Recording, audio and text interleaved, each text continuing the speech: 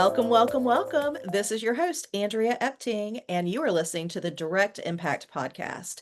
Today is a speaker episode, and we have one of my favorite humans with us today.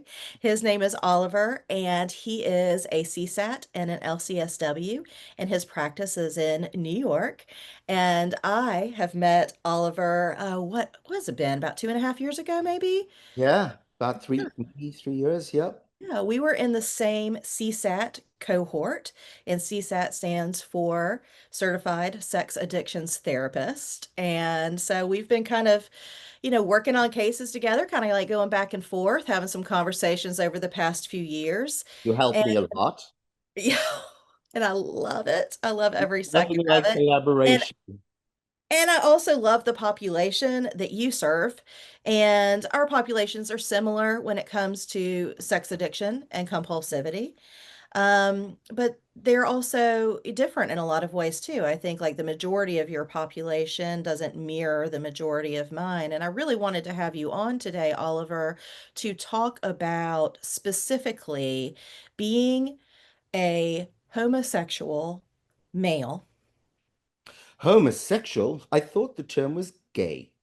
gay male, working in this field with individuals who are part of an LGBTQIA community who are struggling with sex addiction and compulsivity as part of their lives and relationships. First, homosexual, that word, it's rather strange because the term is gay, a gay male. Okay. Just want to let you know. I think the term homosexual is rather archaic. My mom always used the term homosexual. It's rather odd. Anyway, and it's much simpler. You know what I mean? It's one syllable. Uh-huh. What was the question? Well, just talking about being a part of the LGBTQ community Mm, personally and professionally, and mm, how sexual addiction and compulsivity shows up a little bit differently amongst different communities. mm. And I do appreciate the attention that this community pays to language and how Very language important. feels. Yes. So I Absolutely. love that you've started off by saying, I that word means something to me. It's Yeah, different to yeah, me. Yeah. yeah. I think. And especially my generation, we're very sensitive to language. Yes. We're very sensitive to tiny little nuances that we might pick up from heterosexuals. Um, and like, I don't know, a little bit of imitation, maybe when they imitate us, maybe. Mm. It's like not cool. you know.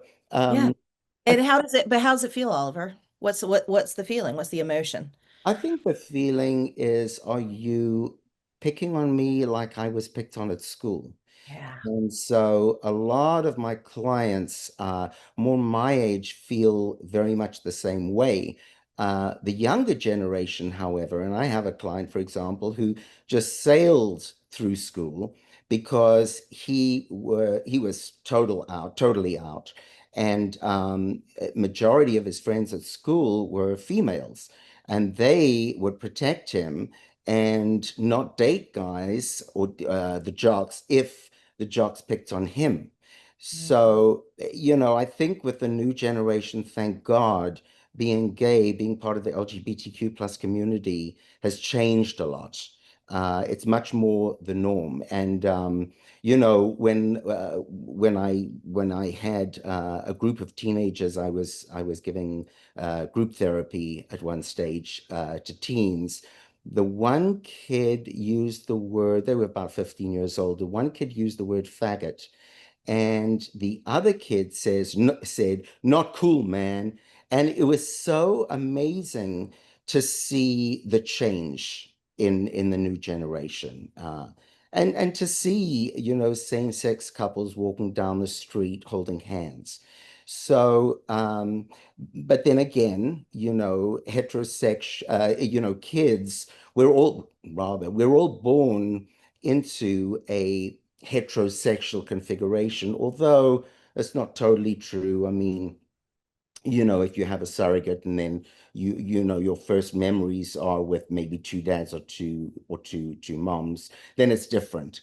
But the majority of kids who turn out to be gay, and I use that word generally, are born into a heterosexual world.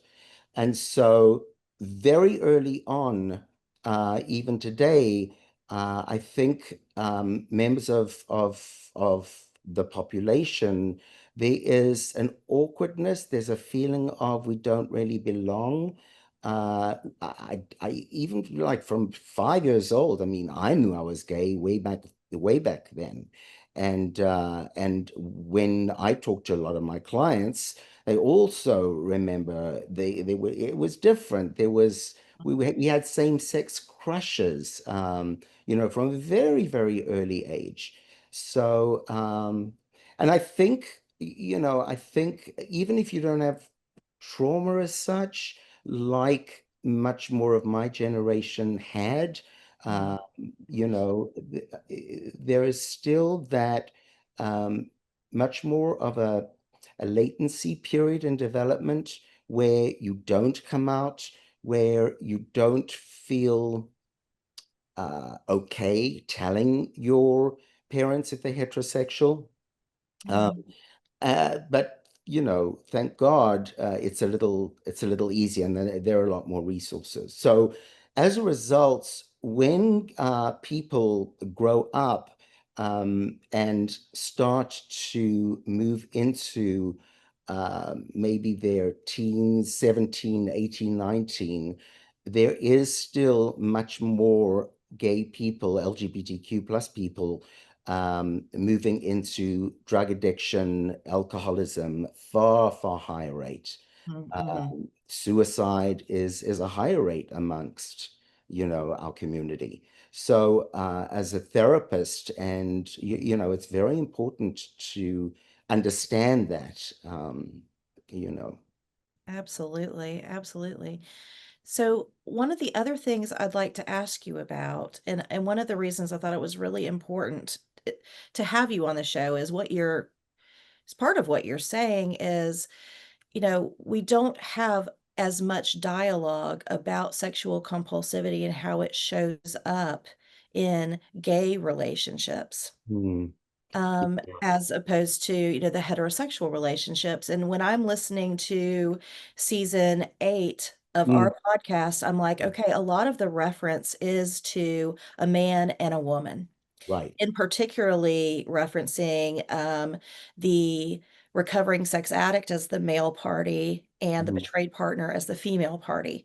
And I Mm, know that that is predominantly what we see, but there sure. are a ton of other people in my practice and throughout the country where, they don't come from a heterosexual relationship. I mean, that's not the committed relationship they're in, and they might not be in a committed relationship at all. And we need to have a dialogue about all of these other individuals.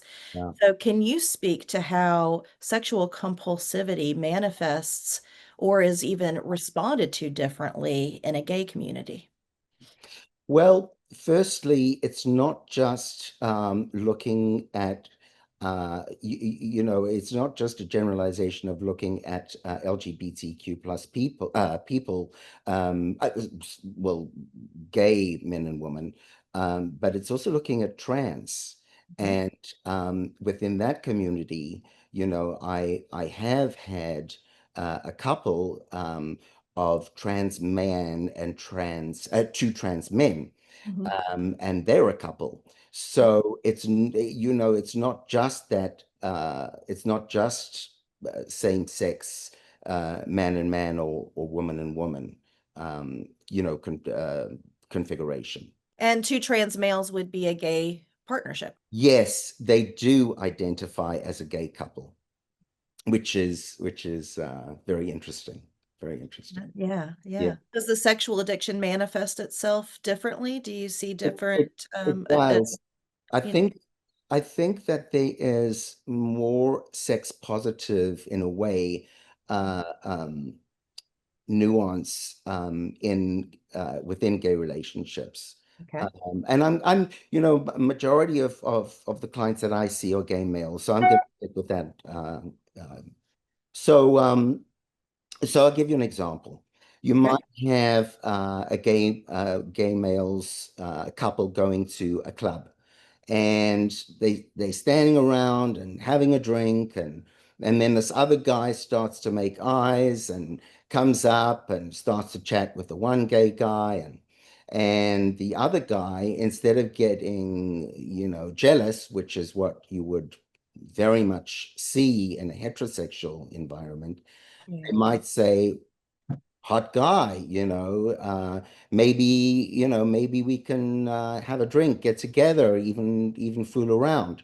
And what's really fascinating is you very, very hardly, in fact, I've never heard of violence, a violent fight breaking out in a gay club. And I think because of that sex positive uh, freedom that you have, especially with gay men, um, Mhm. so that's definitely, but I think also there's a lot more of addictive behavior and compulsivity within gay men, a need to self-soothe, not only with sex, but with drugs and alcohol. And so often drugs and sex are combined, especially with and in Europe, it's more referred to as chemsex. But you have meth, which is known as Tina, coupled maybe with GHB. So you have those uppers and downers, and it's disinhibiting, and much more sex around. And it's usually used in conjunction with the sex act. Like they're sometimes very purposefully used together. Oh, absolutely. Very much, especially meth. Mhm. Yeah. People can go on having sex for like sometimes 3 days, That's right. without Mhm. sleeping. So, yeah. Yeah. Whereas, And that sex positive piece, would you attribute that to, talking more, period, communicating more about sexuality, about sexual self, about the likes and dislikes and role that you want to show up sexually? There does seem to be more of a dialogue and emphasis on sex in the gay and LGBTQ communities. I think it's twofold. Okay.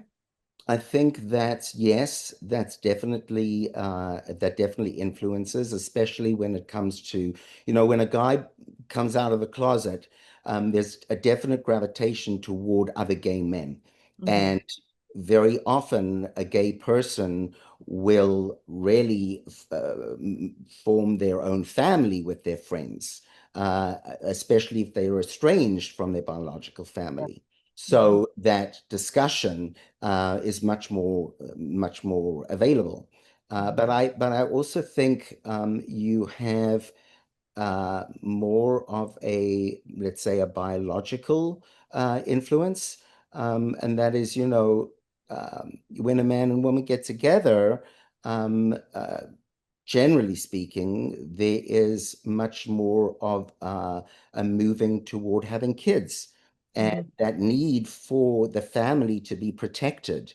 And so I think that it's very much, one partner not wanting the other partner to stray from the pack because of this need for protecting and making sure that the family is together. I completely support that. I feel like there's both a biological and a hormonal occurrence that is going on, which also speaks to that scenario you described in the bar where the female has an aggressive response. to her male being, pursued. And part of that is because in the sex act between male and female, the dopamine creates such a bonding experience for the female, which is different in males and females. And so like there's a lot of this to get curious about and to dive deeper into. But let me ask you this, Oliver. I want to just appreciate you so much, the work you do, the human you are. Um, if there was one thing or two things that you could say to gay men who are struggling with sexual compulsivity, what would you say to them? I would say there's so much hope and so much future for you. I would say definitely go to one of the S programs. I think Sex Addicts Anonymous is a wonderful place to start. There is emphasis on solution. There's emphasis on camaraderie and starting to identify with other, people who are sex addicts. Um, and get with a CSAT, certified sex addictions therapist. Lot of CSATs don't take insurance, so that is difficult for Yeah. people. But then at the same time, when one looks at what one is spending on partying and play, you stop that, you might have a little money for, a CSAT. But, as programs like SLAW, and SAA and SCA, Sexual Compulsive Anonymous, these places are free. Put $1 in the basket, maybe, and they work so superbly. You see, the opposite of addiction is connection. And with connection, we start to build a new neural pathway that is healthy. And we get that dopamine kick by connecting with another human being in a very connected, healthy way. And it starts with, in 12-step program, with a fellow addict. So you are identifying. And really and truly, that's the best place to start. And also going to an LGBTQ plus center. There are many, many around. Yeah, we have Trans Fam here, and we Mm. also have True Colors meetings for both AA and other addictive behaviors. So, yeah, please go online. But I love Oliver, that your message is hope and healing to the community, and it sounds like the recovery process is the same for all. Absolutely. Well, the ninth step in the 12-step program um, talks about being happy, joyous, and free. And that really is so true. And I know this by being sober for 23 years. Really, really talk from experience. Yeah. Thank you so much, Oliver, for who you are, what you do, and for coming on the show. I will see you guys, our audience, same time, same place, next time. And if you liked this episode, please, please, please like it, love it, review it, comment on it, and share it. Share it often. I can't think of many people who wouldn't benefit from this. Educationally, physiologically, in every which way. So please do share this episode with others. And again, thank you, Oliver, for being with us today. Thank you, Andrea.